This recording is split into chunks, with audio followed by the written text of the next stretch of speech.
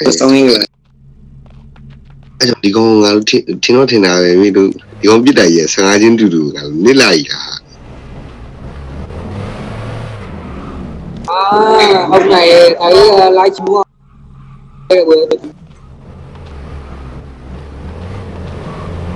Hello bro. You some my record bro.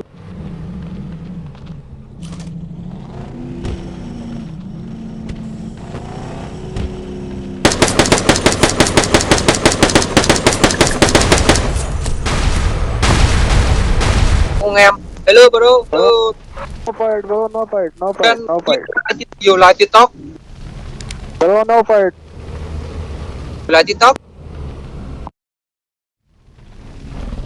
Ok, thằng này non mà thằng này biết anh thấy nó like trên TikTok ấy. Anh trai cái tên gần quen. Đấy. How old are you?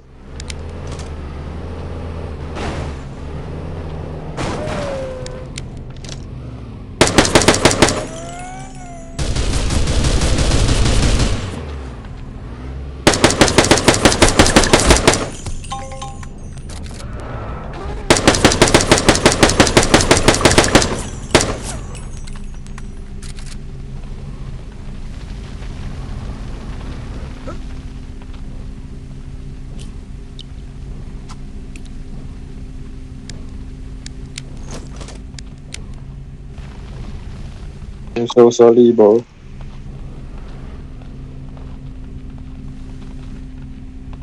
Bye đây nha.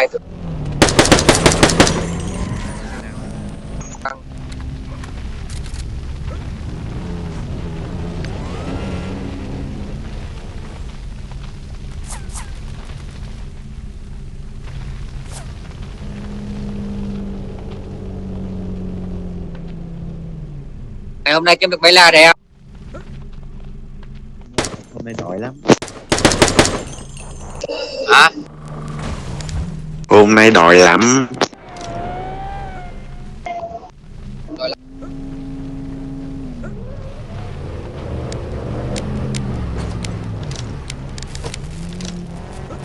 Đưa đến các em tôi nữa mà.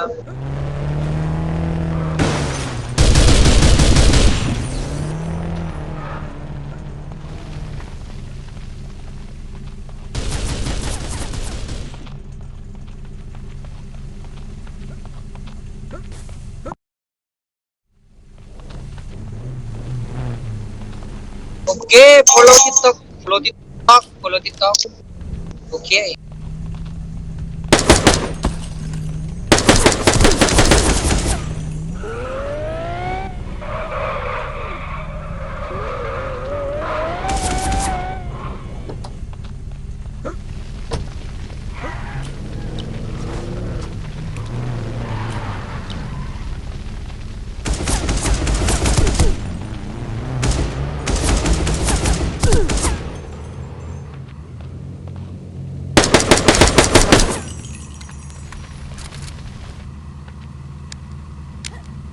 Em thấy đào của anh nha.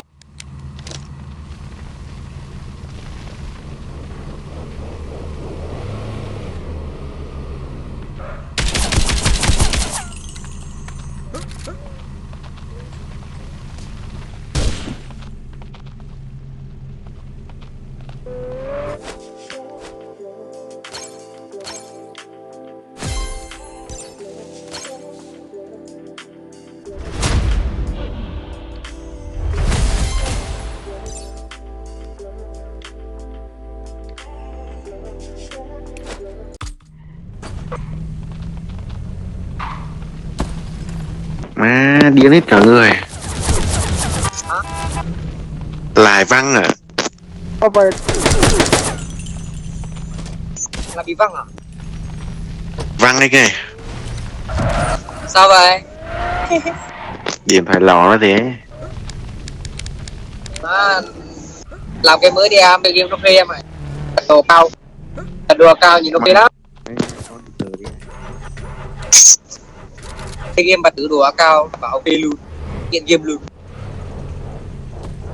anh mặc con Tay chờ thì em vào. đây chờ rồi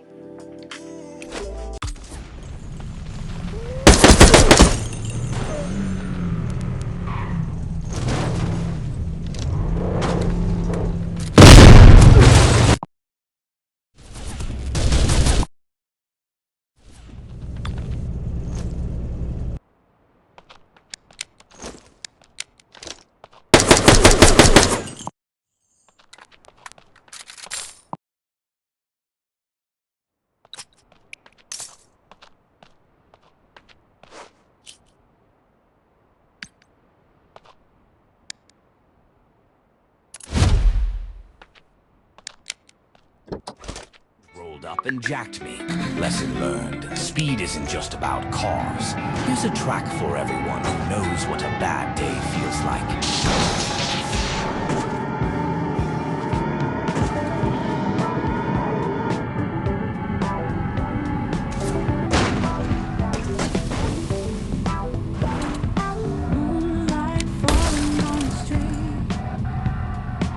Em vừa bật nhầm cái gì rồi ấy. Sao? bật nhầm cái gì nhưng mà tiếng Trung Quốc em chịu chết.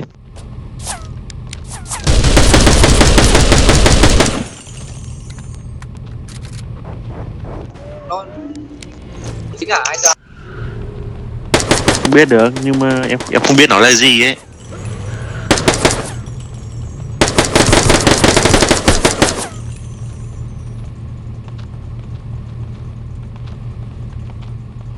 Bro, lag this, lag.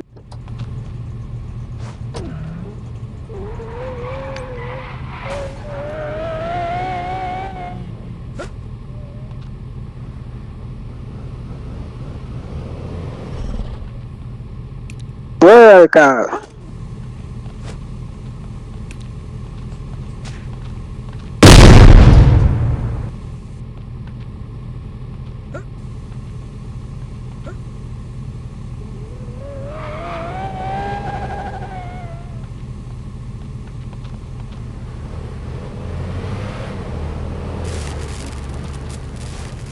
Anh mà con trở lại anh mà con à. Trả lại hả? Em lại trở lại.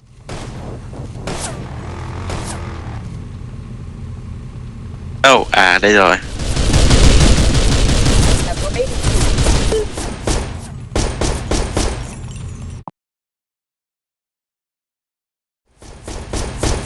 Hả? Cái gì cơ? em nào. Em không tin.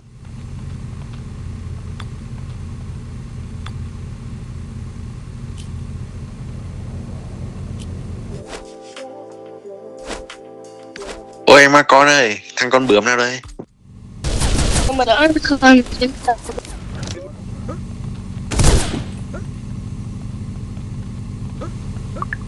Con không quản thành viên này anh. Tâm đi anh mà em, gái mà em ơi. Anh không quản thành viên à? Ồ, Chết rồi kìa, chết rồi kìa. Gái đó em. Gái nào anh, nước ngoài à? Ngoài nước ngoài. Cái gì anh? Gái nước ngoài đó. Ui gì này, nước ngoài thì thôi, chịu chết.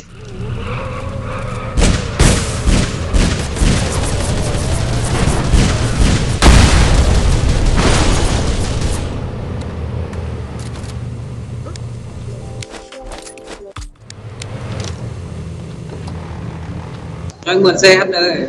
Mượn xe cả. Anh không có xe à? Đúng.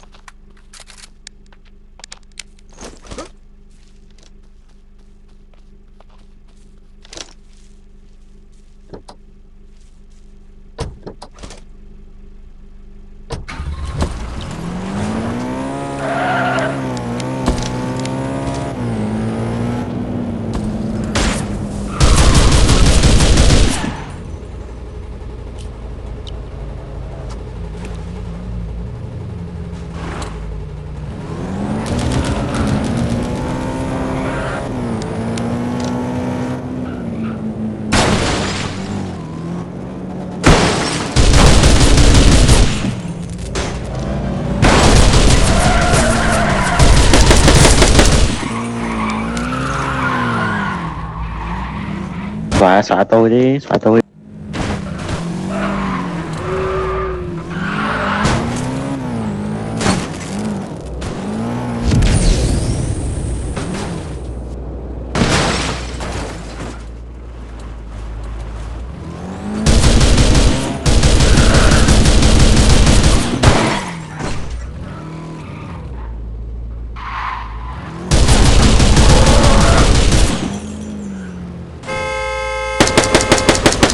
Hello wait कर लो भाई भैया मैं बैठूंगी वेट